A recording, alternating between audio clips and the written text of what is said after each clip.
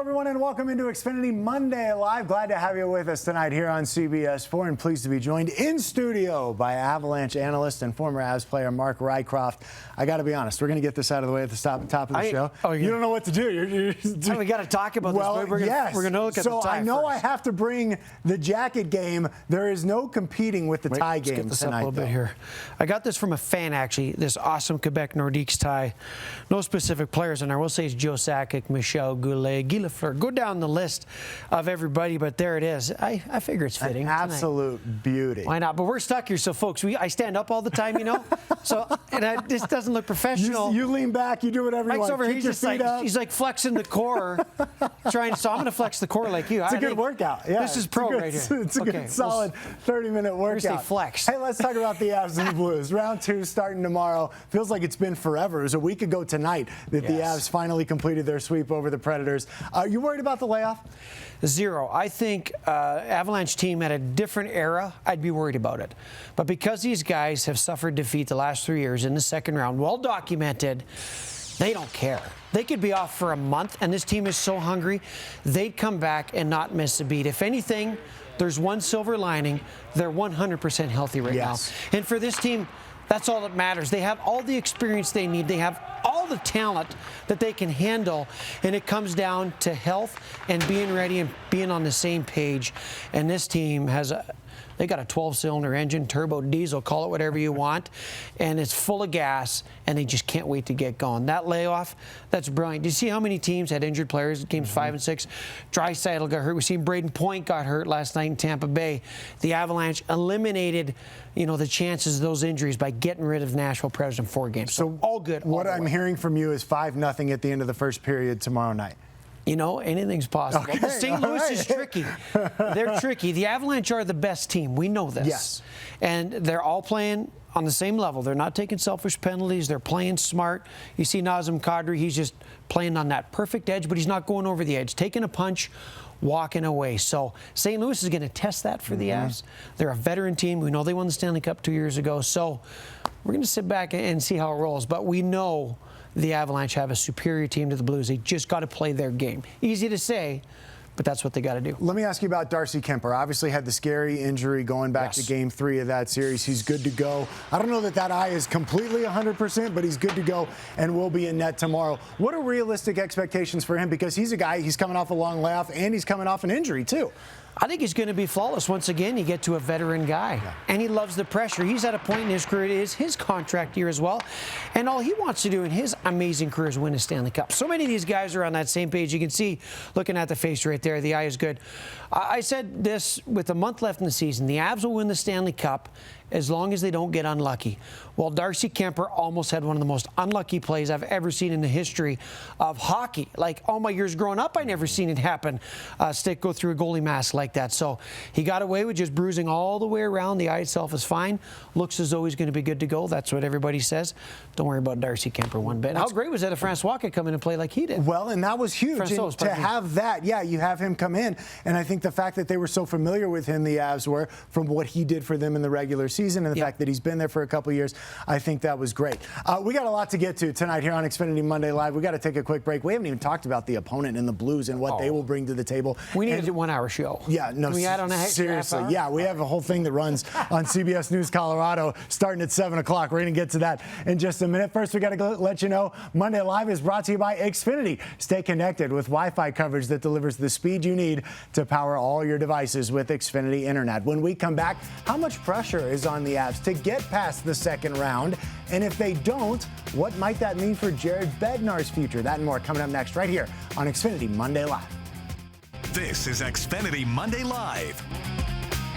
Welcome back inside Xfinity Monday Live. The Avs, all too familiar with second round disappointments, hoping to avoid those this time around. And the Avs, for the second year in a row, their season ends in Game 7 of the second round. A disappointing ending once again for Nathan MacKinnon and the Colorado Avalanche in the postseason. Back here with Mark Rycroft. So it was San Jose, then it was Dallas. Last year was Vegas after being up 2-0. Is there a mental hurdle for this team trying to get past the second round? Okay, before I go there, I got to go off script a bit because you had Ted. Shout out to Ted's. Yeah, Yes. okay, everybody wants to, where do I buy all my suits? Everything is from Ted. That was Chris and Ted there. I always deal with Chris. They're phenomenal. So there you go. Go to Ted's on South Broadway if you want. Great people. Is there a mental hurdle? I don't think so. I don't think the Avalanche are going into this thinking, are we going to get the second round jinx? Because it's got nothing to do with that. It comes down to, you have the best team. Can you execute? Can you stay on the same page? Can you work under pressure? All these guys have built their entire careers for this moment. So if you're not ready for the pressure now, you never will be. But you know they are. Mikko and McKinnon and Landeskog, these guys are far from rookies. Cale Makar is playing like almost the most veteran guy on the team at 23 years old. I think the second round, if they happen to not come through this, it's tragedy on injury front, goaltending went, so something went terribly wrong because St. Louis is a good team, but they're not the Florida Panthers here. So I think they're have the way with the Blues. The second round thing has nothing. It's no mental stigma, no nothing. Go out, play your game, be on the same page, and beat the Blues. I don't like being a pessimist. But sometimes you got to be. But sometimes you just have Kiefer's to put on the hat sometimes. for just a second here. If something does happen and they don't get past the second round, what does that mean for Jared Bednar and his future? Because I had people blowing me up last year. Hey, is it time to make a change at head coach? Can Jared Bednar be the guy to get him over the hump? And I said, no, certainly not yet. But what happens if it's 4 years in a row in the second round? I don't know. I mean, Tampa Bay hung on to John Cooper, and you look at the start of the season. Everybody wanted Coach Bednar gone. What does Joe Sakic do? He gives him a 2-year extension. And then I'm going to pump my own tires. I said in a tweet, I said, this is a good team just playing bad. Mark my words, they're going to have a 10-game winning streak this year. I took all this heat. They almost had two 10-game winning streaks. So I don't think he's on the hot seat. I really don't. Who's better than Coach Bednar? It would have to come from the team, I think, to say we need a different leader and a different voice. But he's got the voice of the team, and he's an unreal guy. He's an unbelievable coach. He's a man of the people. He doesn't have a big ego. He listens to his team. He's got his superstars all on the same page.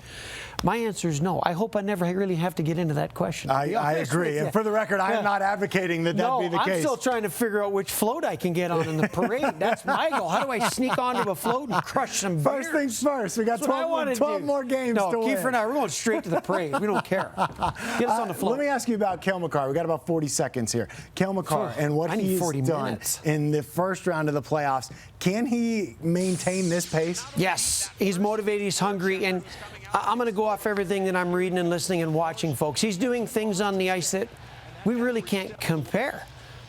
Paul Coffey, we go to Nick Lidstrom, we go to Scott Niedermayer, we go to the great Bobby Orr. These guys all did phenomenal things. We don't think we've seen anybody do the stuff Cale Makar is doing. And then he comes out in the first 4 games in the playoffs. He sets an NHL record with 10 points, most ever by an NHLD to start a 4-game playoff series. Hey, he's his own man. If he stays healthy, stays on this route that he's on, he's got a long career ahead of him. He's going to go down as one of the greatest of all time. And kids already are trying to emulate Cale Makar. How can you skate on the blue line and do those kinds of things as a young guy, 6, 7-year-old now? That's what they're working on. What's crazy, you go to the stat page on NHL.com and you look at the points in the first round. He's 5th, and he only played 4 games. Everybody else played 7. It's unbelievable what he did in that series, and we'll see what he has in store starting tomorrow night. Mark Rycroft, our guest tonight here on Xfinity Monday Live. Plenty more to come of our conversation, but first we got to get you to the other side of the studio and Karen Lee. Hi, Karen.